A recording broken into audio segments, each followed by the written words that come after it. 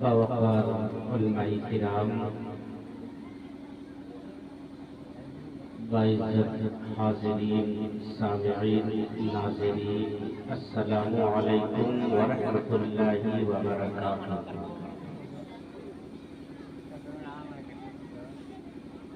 نحمده ونصلي ونسلم على رسوله الكريم، أما بعد،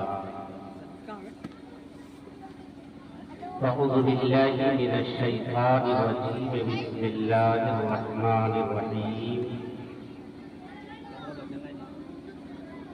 قال النبي صلى الله تعالى عليه وسلم: وفد الله ثلاثة إلى آخر الحديث۔ صدق النبي عليه الصلاة والتسليم، ونحن على ذلك لمن الشاهدين والشاكرين، والحمد لله رب العالمين۔ یہ بھوک نہ رہی۔ اچھے سچے پیارے اہل اسلام، آئیے عقیدت، محبت، ادب اور احترام کے ساتھ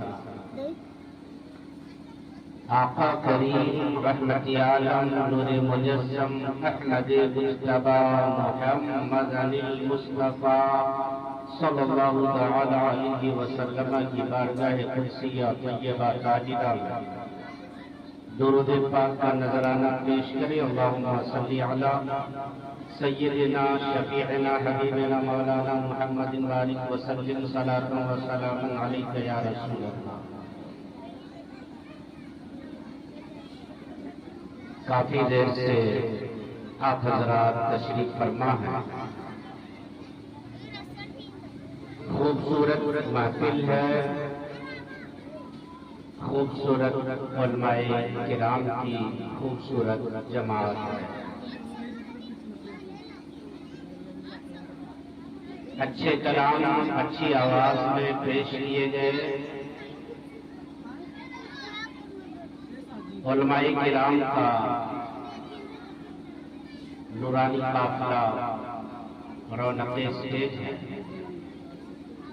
آپ اپنی آنکھوں سے علماء کی طرف اور کانوں کو آواز کی طرف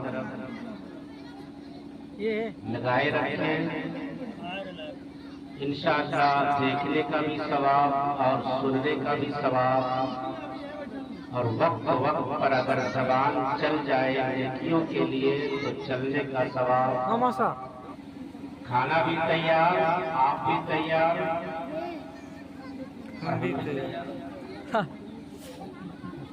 تو زیادہ سے زیادہ 25-30 منٹ آپ برداشت کر سکتے ہو تو کریں، نہیں تو اور اس کو شارٹ کر دیں گے۔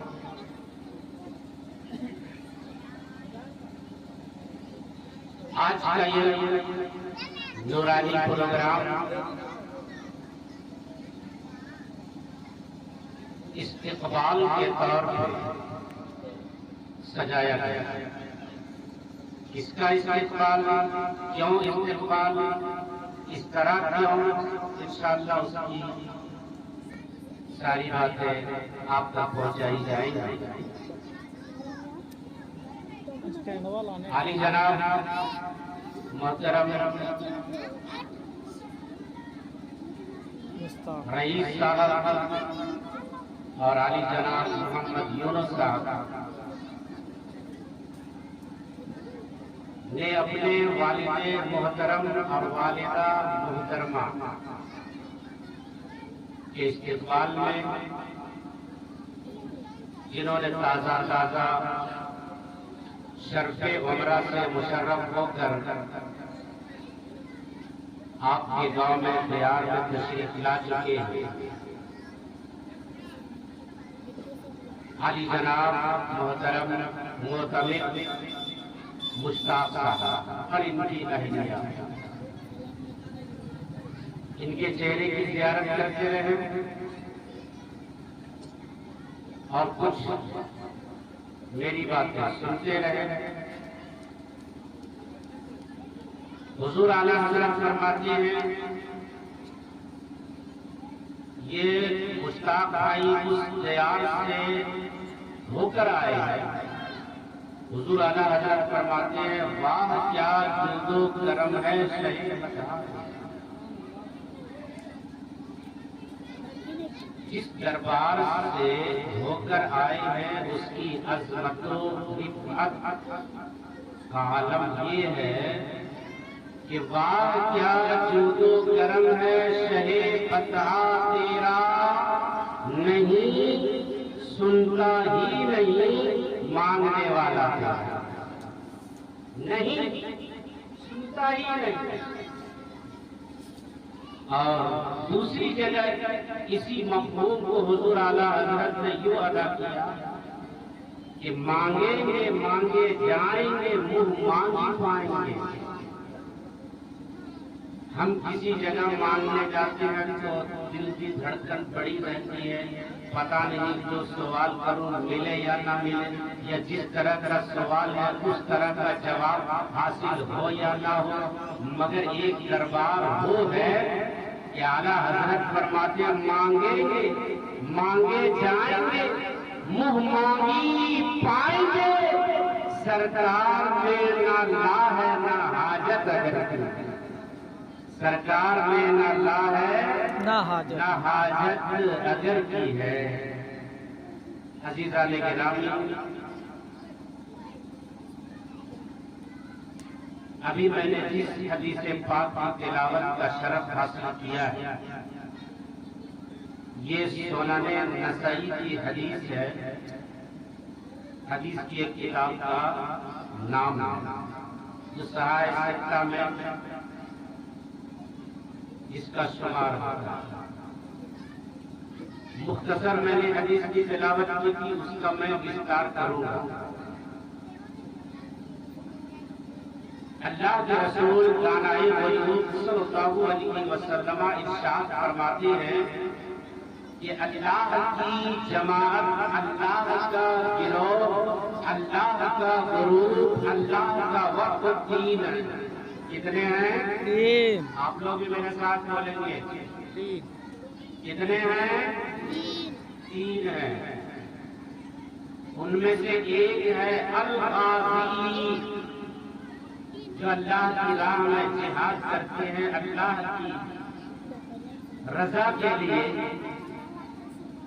کلمہ حق کی رفعت و بلندی کے لیے جو جہاد کرتے ہیں اسے غازی کہا جاتا ہے۔ تو ایک ہے غازی، آگے اللہ کے رسول فرماتے ہیں والحاج، اللہ کی پیاری جماعت میں سے ایک جماعت ہے وہ جو دولت حج سے مالا مال ہو گئے، حج کی دولت سے مشرف ہو گئے، جسے ہم حاجی کہتے ہیں۔ آگے اللہ کے رسول فرماتے ہیں وَالْمُعْتَمِرُ، اللہ کے وقت میں سے ایک وقت وہ ہے جو عمرہ کرنے والے، کیا کرنے والے ہیں؟ بولیے، عمرہ کرنے والے۔ تو ایک جماعت کے بارے میں بتایا، 3 قاضی، حج کرنے والے، عمرہ کرنے والے۔ یہ عمرہ کرنے والے، حج کرنے والے، راہ خدا میں جہاد کرنے والے کوئی عام نہیں ہوتے، بلکہ وہ اللہ کے بھکت ہوتے ہیں۔ اور ان کا حال یہ ہے کہ آقا فرماتے ہیں کہ جب رب تعالیٰ حج کرنے والے، عمرہ کرنے والے کو بلاتا ہے، پہنچتے ہیں۔ ایک چیز اور آپ ذہن میں رکھتے ہیں، ذہن میں، کہ نسبت سے چیز بڑھ جاتی ہے، نسبت سے شے ممتاز ہو جاتا ہے۔ اگر آپ علماء کرام کی حرمت میں رہو گے، جماعت میں رہو گے، صحبت میں رہو گے، ساتھ رہو گے، تو آپ کا مقام بھی بلند ہو جائے گا، آپ کا مرتبہ بھی بلند ہو جائے گا۔ اگر دنیا کے کسی بڑے آدمی کا آپ مہمان بنتے ہو تو فخر سے کہتے ہیں کہ ہم فلاں شخص کے مہمان، فلاں شخص نے ہمیں دعوت دیا ہے۔ ایک بڑے آدمی کے گھر میں ہمیں دعوت ملی ہے، آپ کا سینہ فخر سے بلند، زبانوں پہ چرچا کہ فلاں کے یہاں میری دعوت ہے۔ تو دنیاوی لحاظ سے اگر کوئی بڑا ہو یا دینی لحاظ سے اگر کوئی بڑا ہو، آپ کو گھر بلائے، آپ کا رتبہ بلند، آپ کی مرتبت بلند۔ اب آؤ دیکھو، دنیا میں مخلوق میں سب سے بڑھ کر افضل المخلوق، افضل البشر اگر کوئی ہے تو وہ محمد رسول اللہ صلی اللہ علیہ وسلم۔ اب وہ جو عمرہ کرنے جاتے ہیں، وہ حرمین شریفین کی زیارت کرتے ہیں، وہ اللہ کے مہمان ہوتے ہیں، رسول اللہ کے مہمان ہوتے ہیں۔ اب اندازہ لگاؤ، جو رسول کا مہمان ہو جائے، خدا کا مہمان ہو جائے، جسے رسول یہاں بلائے، جسے خدا یہاں بلائے، اس کے مقام میں سبحان اللہ، اس کا تو مرتبہ۔ ایک چیز اور ذہن میں رکھتے ہیں، آپ گھر سے چلتے ہو، اذان ہو جاتی ہے، مسجد کی طرف قدم بڑھاتے ہو، کوئی پوچھتا کہاں جا رہے ہیں؟ مسجد جا رہا ہوں، نماز پڑھنے کے لیے جا رہا ہوں۔ اس سفر میں برکت ہی برکت ہے، آپ شان سے بولتے ہو۔ تو مسجد کے لیے سفر اچھا سفر، ماں باپ کی خدمت کے لیے سفر اچھا سفر، بزرگوں کی زیارت کے لیے سفر اچھا سفر، اپنے امام کی خدمت میں آ رہے ہو اچھا سفر، کسی مریض کی عیادت میں جا رہے ہو اچھا سفر۔ کیونکہ علماء فرماتے بلکہ حدیث پاک ہے کہ اگر کوئی بیمار کی عیادت کے لیے گھر سے چلتا ہے تو جو ہی قدم نکالتا ہے، اللہ کے 70,000 فرشتے اس پر رحمت کی دعا بھیجتے ہیں۔ سبحان اللہ۔ تو ایک سفر وہ ہے جو ہم عیادت کے لیے، مریض کی بیمار کرسی کے لیے جاتے ہو اچھا سفر ہے، ماں باپ کی خدمت کے لیے کوئی چلے بڑا اچھا سفر ہے۔ اور یہ نہیں اگر ماں اس کمرے میں، آپ اس کمرے میں ہو، قسم خدا کی اگر ماں کی خدمت کا جذبہ آپ کے دل میں پیدا ہوا اور اس اپنے روم سے نکل کر اپنی ماں کے روم میں گیا، اپنے باپ کے روم میں گیا، اس نیت سے کہ ہم اس کی خدمت کریں گے، اس کے حکم کو بجا لائیں گے، تو قسم خدا کی یہ سفر میں بھی برکت ہے، اس سفر میں بھی برکت ہے۔ برکت ہے۔ بلکہ میں یہاں روک کر میں ایک بات بتانا چاہتا ہوں، وہ لوگ جو اپنے ماں باپ کی خدمت سے دور رہتے ہیں، آؤ حضرت علی بن موافق کی بارگاہ میں، ایک بڑے محدث ہیں، بڑے عالم ہیں، چھوٹے موٹے نہیں، بڑے عالم، متفقہ عالم۔ آپ فرماتے ہیں کہ ایک صبح میرا پڑوسی مجھ سے ملا، عرض کیا حضور میں نے آپ کو خواب میں دیکھا۔ کیا دیکھا؟ میں نے آپ کو خواب میں دیکھا، آپ کا چہرہ چمک رہا تھا، اور چہرے کی چمک کے ساتھ ساتھ آپ کی داڑھی کے بال بھی چمک رہے تھے۔ کہہ دیجیے سبحان اللہ۔ سبحان اللہ۔ آپ کی داڑھی کے بال چمک رہے تھے، اس میں نورانیت چمک رہی تھی۔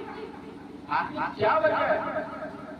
تو آپ غور سے سننا، حضرت علی بن موافق رحمۃ اللہ علیہ فرماتے ہیں کہ میرے بال جو داڑھی کے چمک رہے تھے، اس کی وجہ مجھ کو یہ سمجھ میں آ رہی ہے کہ میں رات میں اپنے باپ کی خدمت میں پہنچا،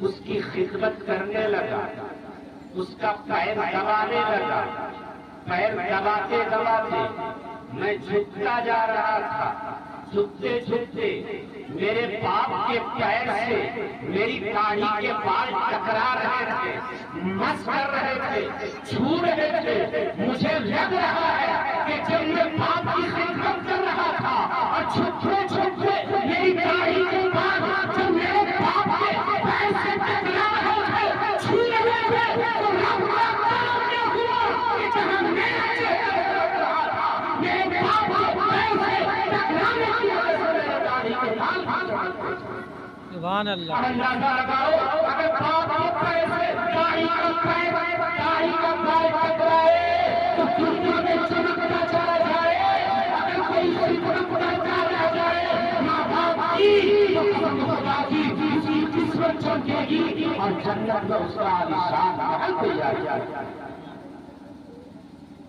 بیچ میں اس لیے کہا تھا وہ لوگ جو اپنے ماں باپ کی خدمت نہیں کرتے، کرو، جنت آپ کے گھر میں ہے اور دوزخ بھی آپ کے گھر میں۔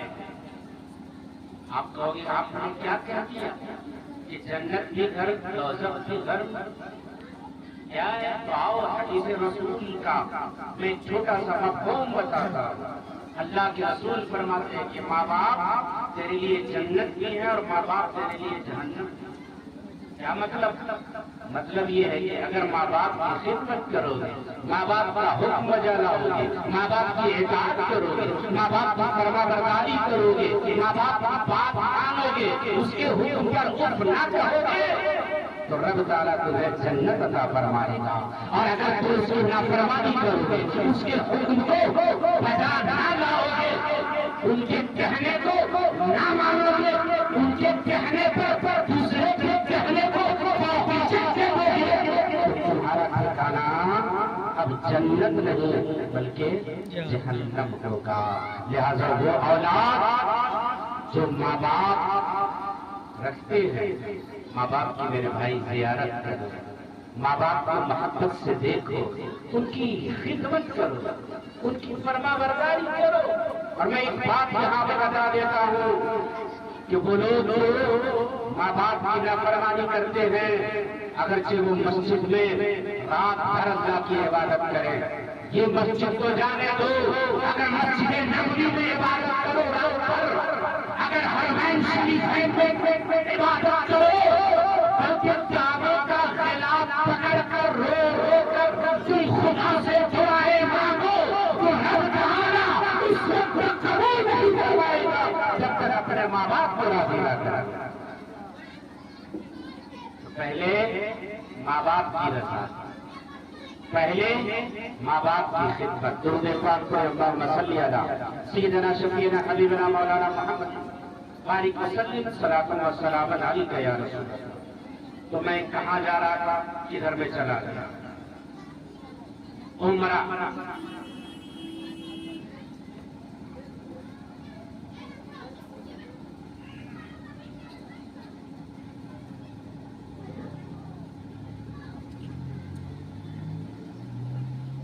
عمرہ کی کچھ فضیلتیں، پھر مکہ مدینہ، انشاءاللہ کچھ اور باتیں، اور اگر آپ کے ذہن میں عمرہ کے حوالے سے کوئی سوال پیدا ہوتا ہو تو آپ پوچھ سکتے ہیں بلا دیجیے۔ اللہ کے رسول فرماتے ہیں کہ عمرہ اور حج غریبی کو، محتاجگی کو، فقیری کو، افلاس کو اور گناہوں کو ایسے دور کرتے ہیں جیسے بھٹی لوہے کے میل کو اور لوہے کے زنگ کو دور کرتے ہیں۔ بھٹی آپ دیکھا نا، بھٹی اب اس میں لوہا ڈالیں گے تو کتنا پرانا سے پرانا لوہا ہو، کتنوں زنگ اور میل لگے ہوں، آگ میں ڈال دو لوہا چکا چک ہو جائے گا۔ اللہ کے رسول فرماتے ہیں کہ اگر کوئی حج کرے، کوئی عمرہ کرے، پاک مال سے، حلال مال سے، خلوص سے، محبت سے، بغیر ریاکاری کے، تو یہ حج اور عمرہ اس کے گناہوں کو جھاڑ دیتا ہے۔ اور صرف گناہوں کو ہی نہیں، لوگ سوچتے ہیں عمرہ کرنے جائے گا 1 لاکھ خرچ ہو جائے گا۔ آقا فرماتے ہیں عمرہ کرو گے، حج کرو گے تو رب تعالیٰ غربت کو دور فرما دے گا، محتاجگی کو دور فرما دے گا، افلاس کو دور فرما دے گا۔ غریب ہو ہی نہیں سکتا تو عمرہ کرے، غریب ہو ہی نہیں سکتا تو حج کرے۔ حج اور عمرہ سے غربت نہیں آتی ہے، بلکہ اس کے کاروں کرنے کے باوجود اگر کوئی حج نہیں کرتا ہے تو غربت آ سکتی ہے۔ تو یہ ہے عمرہ کی فضیلت۔ عمرہ ایک حدیث مجھے اچانک یاد آ رہی ہے۔ کچھ خواتین حضور کی بارگاہ میں پہنچی، عرض کری یا رسول اللہ، مرد حضرات جو جہاد کرتے ہیں، غازی بنتے ہیں، شہید بنتے ہیں، ہم عورتوں کے لیے جہاد کیا؟ تو اللہ کے رسول نے فرمایا کہ تم لوگوں کے لیے بھی جہاد ہے، مگر ایسا جہاد ہے جس میں کٹنا اور مرنا نہیں ہے، لڑائی اور جنگ نہیں۔ پوچھا گیا یا رسول اللہ پھر وہ جہاد کیسا ہے؟ تو اللہ کے رسول نے فرمایا عورتوں کے لیے جہاد حج اور عمرہ ہے۔ کہہ دیجیے سبحان اللہ۔ کیا ہے؟ حج اور عمرہ۔ حج اور عمرہ۔ حج کرے عورت، عمرہ کرے خاتون، تو اسے جس طرح مردوں کو جہاد کا ثواب ملتا ہے، بچتے ہیں تو غازی بنتا ہے، کٹتے ہیں تو شہادت کا درجہ ملتا ہے، ٹھیک اسی طرح سے کوئی اللہ کی بندی رسول کی امت کی خاتون اگر حج کرتی ہے یا عمرہ کرتی ہے تو اسے شہادت کا بھی ثواب ملتا ہے اور غازی ہونے کا بھی ثواب ملتا ہے۔ کتنے خوبصورت ہیں وہ خواتین، کتنی خوبصورت ہے اسلام کی وہ شہزادیاں جو عمرہ کی دولت سے، حج کی دولت سے بالا مال ہوتی ہیں۔ تو عمرہ بہت فضیلت کا ہے، بلکہ میرے آقا فرماتے ہیں کہ اگر رمضان میں کوئی عمرہ کرے تو کوشش کیجیے، اللہ تعالیٰ نے آپ لوگوں میں سے جس کو دولت دیا ہو تو کوشش کرے کہ رمضان میں عمرہ کرے۔ میرے آقا فرماتے ہیں رمضان میں جو عمرہ کرے گا اس کے عمرے کا عالم یہ ہوگا گویا کہ اس نے میرے ساتھ حج کیا۔ کبھی سبحان اللہ۔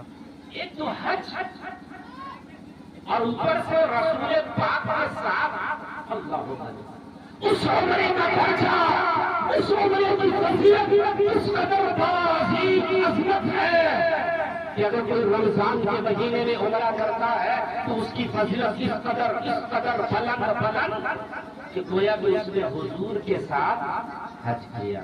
سبحان اللہ۔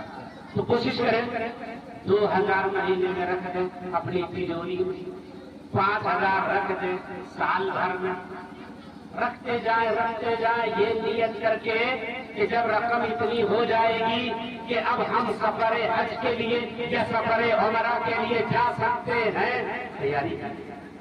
جیسے آپ بہت ساری چیزوں کے لیے بینک میں بیلنس کر کے رکھتے ہو، یہ کام میں فلاں کروں گا، شادی کے لیے، مکان کے لیے، تو یہ فلاں کے لیے، تو یہ فلاں کے لیے، اس میں سے ایک ارادہ آپ یہ کر لیجئے کہ میں سال بھر میں 5000 2000 میں زیارت حرمین شریفین کے لیے رکھ رہا ہوں۔ قسم خدا کی اگر یہ ارادہ ہوگا، یہ قصد ہوگا، یہ عزم ہوگا، تو رب تعالیٰ اس کے لیے برکت دے گا، اور نہ جانے کہاں سے کب وہ چیزیں نکل جائے گی کہ آپ سفر عمرہ کے لیے روانہ ہو چکے ہیں۔ بہت سارے تفریحات کے لیے آپ پیسہ جمع کر کے رکھتے ہو، اتنا پیسہ وہاں کے لیے، اتنا پیسہ وہاں کے لیے، تو اتنا پیسہ عمرہ کے لیے۔ زیارت حرمین شریفین اللہ غنی، اتنا وقت نہیں کہ میں تفصیل کے ساتھ بتاؤں، مگر کچھ بتاتا ہوں۔ جب کوئی عمرہ کے لیے جاتا ہے نا، اور کعبہ شریف میں جب پہلی نظر پڑتی ہے نا، یا اللہ، علماء فرماتے ہیں کہ جب مسجد حرام میں داخل ہو تو ادب سے تھوڑا رک جاؤ، گویا کہ تم اجازت طلب کر رہے ہو کہ مولا مجھے اجازت دے داخل ہونے کی، پھر داہنا قدم داخل کر کے اندر آپ بڑھتے جائیں، اور لگے کہ میں سر اٹھاؤں تو کعبہ نظر آئے، تو دھیرے دھیرے سر کو اٹھائیے، دھیرے دھیرے اپنی آنکھوں کو کھولیے، تو سیدھے سامنے کعبہ نظر آئے گا۔ آقا فرماتی ہے کہ جب پہلی نظر کعبہ پہ پڑے تو جو بھی دعا مانگو گے رب سے قبول کر کے۔ تو مشتاق بھائی گئے ہوں گے، کعبہ پہ نظر پڑی ہوگی، آپ لوگوں میں بہت سارے حاجی ہوں گے، پہلی نظر کعبہ پہ پڑی ہوگی، پتا نہیں آپ نے کیا دعا مانگا ہوگا، وہ آپ جانے، آپ کا رب جانے، آپ کا دل جانے، مگر آقا فرماتے ہیں دعا کرو گے جو ہی نظر پڑے رب تعالیٰ دعا قبول فرما دیتا ہے۔ یہ وہی کعبہ ہے جس کعبہ کے بارے میں میرے آقا فرماتے ہیں کہ قیامت کا دن ہوگا، پہلی رات کی دلہن کی طرح، حدیث پاک، پہلی رات کی دلہن کتنی سج دھج کے ہوتی ہے، پہلی رات کی دلہن کی طرح کعبہ کو سجایا جائے گا۔ کب؟ قیامت کے دن، اور حکم ہوگا کعبہ جنت میں جا۔ تو جب سے کعبہ بنا ہے تب سے قیامت تک جتنے لوگ خانہ کعبہ کا طواف کیے ہوں گے، اس کے غلاف سے لپٹے ہوں گے، وہ سب کے سب کعبہ کے ارد گرد پہنچیں گے۔ ادھر رب کا حکم ہو رہا ہوگا کعبہ جنت میں جا، کعبہ جنت کی طرف جا رہا ہوگا۔ جتنے افراد نے حج و عمرہ میں کعبے کا طواف کیا ہوگا، چکر لگایا ہوگا، وہ کعبہ کے ساتھ ساتھ جنت میں چلے جائیں گے۔ سبحان اللہ، کتنے خوش نصیب ہیں وہ جو کعبہ کا طواف کرتے ہیں، کتنے خوش نصیب ہیں وہ جو کعبہ کا غلاف پکڑ کر دعائیں کرتے ہیں۔ رب کا جب حکم ہوگا قیامت کے دن کعبہ کے ساتھ ساتھ وہ بھی جنت میں جائیں گے۔ اس محفل میں ہم دعا کریں، اے مولا ہم میں سے جو جا چکے ہیں اس کو اس میں شامل کر دے، اور جو نہیں جا چکے ہیں مولا خانہ کعبہ کی توفیق عطا فرما دے کہ ہم سب چکر لگائیں، ہم سب کعبہ کو دیکھیں۔ اللہ کے رسول فرماتے ہیں کہ کعبہ جہاں پہ ہے روزانہ 120 رحمتیں نازل ہوتی ہیں۔ کتنی؟ بولیے کتنی؟ 120 120، یاد رکھیے 120۔ اس میں سے 60 رحمتیں طواف کرنے والوں کے لیے، اور 40 رحمتیں نماز پڑھنے والوں کے لیے۔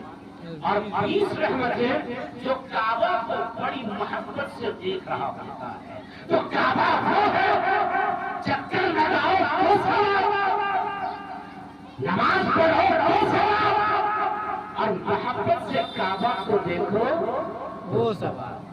کتنا خوبصورت کعبہ ہے، کتنا عظیم کعبہ ہے.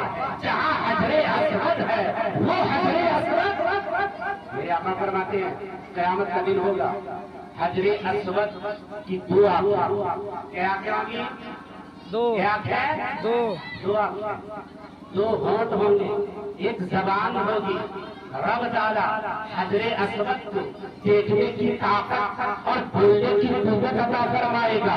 اور قیامت کے دن حجر اسود بلند آواز میں گواہی دے گا، ایک پروردگار عالم فلاں فلاں میرے بندے نے مجھے بوسہ دیا تھا، فلاں فلاں میرے بندے نے مجھے گناہوں سے بچایا تھا، فلاں فلاں میرے بندے نے مجھے بلس دیا تھا، جنہوں نے بوسہ دیا تھا حجر اسود کا.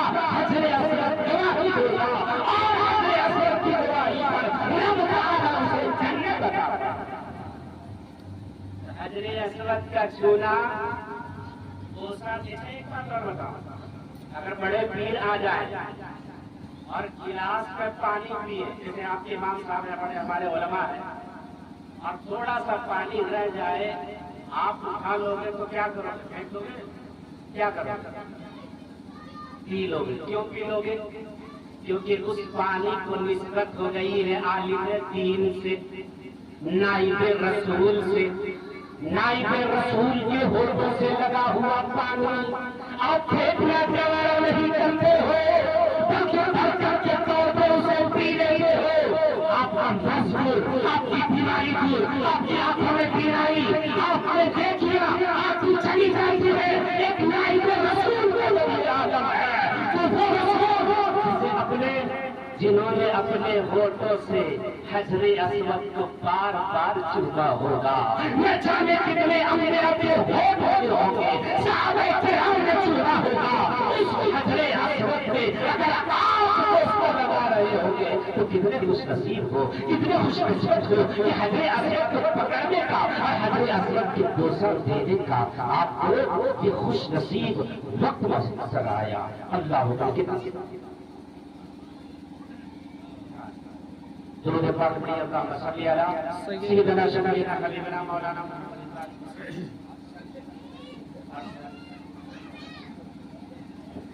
تو کئی منٹ آپ سن سکتے ہیں؟ 5 منٹ، 2 منٹ، 4 منٹ. درود پاک پڑھیے کیونکہ کھانا لیا اور میری طبیعت بھی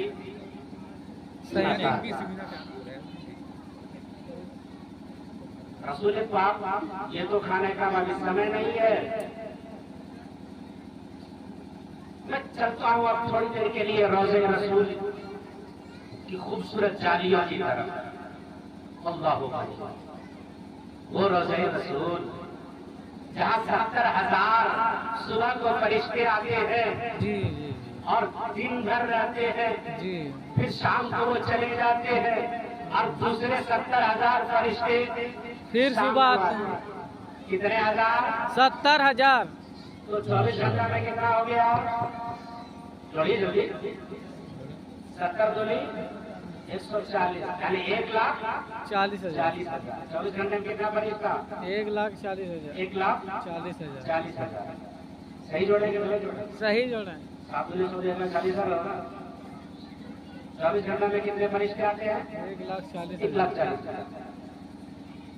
ایک چیز اور نقطے کی بات بتا رہا ہوں، جو 70,000 فرشتے آتے ہیں نا، پھر زندگی بھر ان کو آنے کے لیے اب سمے نہیں ملتا، باری نہیں ملتا. اب آپ کو کیوں؟ تو اللہ کے فرشتوں کی تعداد اتنی ہے کہ اگر ایک ہی فرشتہ بار بار آئے یا کچھ کروڑوں فرشتے آئے بار بار تو بہت سارے فرشتے روضہ رسول کی زیارت سے محروم ہو جائیں گے. اور میرے آقا رحمت للعالمین ہے، میرے آقا ساری کائنات کے لیے رحمت ہے. جن کے لیے رحمت، انس کے لیے رحمت، بہن کے لیے رحمت، چرند کے لیے رحمت، زلی کے لیے رحمت، آسما کے لیے رحمت، فرشتوں کے لیے رحمت. تو ہر فرشتے کی تمنا ہے ایک پروردگار عالم جب روضہ رسول کا یہ مقام ہے تو مجھے بھی وہاں پہنچنا نصیب ہو.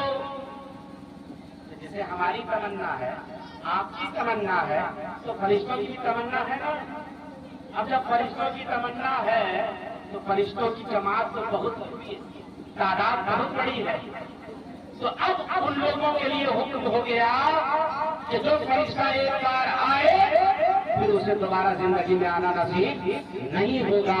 مگر غلام رسول کا حال یہ ہے، امت رسول کا حال یہ ہے، ہم گنہگاروں کا حال یہ ہے کہ فرشتے کو ایک بار، لیکن ہم گنہگار چاہے تو بار بار جا سکتے ہیں. کتنا کرم ہے میرے آقا کا، ہم گنہگاروں پر. گنہگار کی بات آ گئی، بس ایک بات بتا کر کے السلام. آقا صلی اللہ علیہ وسلم کا وصال ہوتا ہے، آپ انتقال فرماتے ہیں. جہاد سے 3 دن کے بعد جہاد سے ایک آرامی، ایک صحابی حضور کی زیارت کے لیے آتا. اسے کیا پتا کہ حضور کا وصال ہو چکا. فون کا زمانہ نہیں، آج کل تو لوگ فٹافٹ خبر دے دیتے. مدینہ طیبہ میں حاضری ہوئی، کسی نے کہا کیوں آئے ہو؟ رسول کی زیارت کے لیے آیا ہوں. جسے دیکھ کر آدمی نہیں صحابی بن جاتا ہے. لوگوں نے کہا آقا کو پردہ فرما چکے. اب اس آرامی کے دل میں ایک صدمہ پہنچتا، بڑا افسوس ہوتا. میں آیا تھا جرم کر کے حضور کی بارگاہ میں مغفرت کے لیے، بخشش کے لیے. اب میں بخشش کس سے مانگوں؟ اللہ ہوگا نہیں. وہ حضور کی قبر انور کے پاس پہنچتا ہے، روتا ہے، گر گراتا ہے اور آپ کی قبر کی مٹی کو ہاتھوں سے اٹھاتا ہے، سر پہ رکھتا ہے. اے اللہ کے پیارے رسول، آپ کا یہ گنہگار آیا تھا آپ سے معافی مانگنے کے لیے، کیونکہ قرآن میں نے پڑھا کہ اگر کوئی سن کرے اور سن کرنے کے بعد حضور کی بارگاہ میں آئے اور حضور کو سفارشی بنائے اور حضور معاف کر دے تو ہم تعالیٰ بھی معاف فرما دیتا ہے. اے اللہ کے رسول، آپ تو وصال فرما چکے ہیں، اب میں معافی مانگوں تو کیسے مانگوں؟ لیکن اے اللہ کے رسول، آپ زندہ ہو، آپ زندہ ہو. آپ جب تک معاف نہیں کرو گے میں یہاں سے نہیں کروں گا. وہ رو رہا ہے، گڑگڑا رہا ہے، اپنے سر پہ گٹیاں ڈال رہا ہے.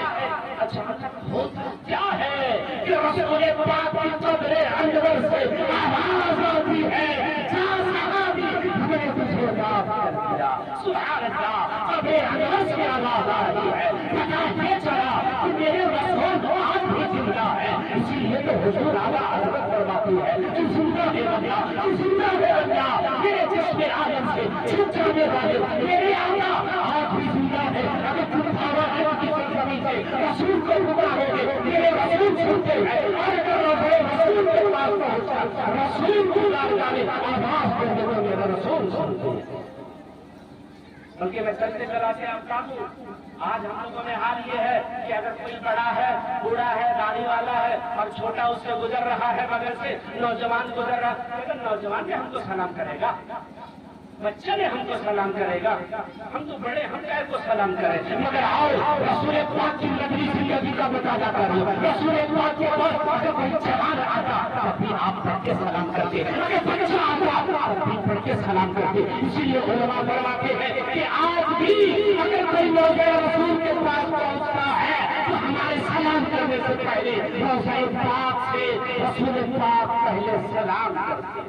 سبحان اللہ. یہ ہمارے مشتاق بھائی کتنے خوش نصیب ہیں. آپ جو حج کی عمرہ کیے ہیں کتنے خوش نصیب ہیں کہ ہم تو اپنی مسجد میں سلام نماز کے بعد داہنے طرف پھر کر کے نماز کے بعد ہم لوگ ہاتھ جوڑ کر کے پڑھتے ہیں الصلاۃ والسلام علیک یا رسول اللہ. ہم بھاوانند میں ہیں مگر ہم یہیں سے پکار رہے ہیں کیونکہ میرا عقیدہ ہے کہ میرے رسول میری آوازوں کو سن رہے ہیں. تو آپ جسے یہ وقت میسر ہو جائے ہم تو بھاوانند مسجد میں پکار رہے تھے الصلاۃ والسلام علیک یا رسول اللہ. مگر میرے مشتاق بھائی کتنے خوش نصیب ہیں جو بھگوان کی نصیحت کرتے رہے، جب ایک وقت ایسا آیا کہ روزے رسول کی جان لے کے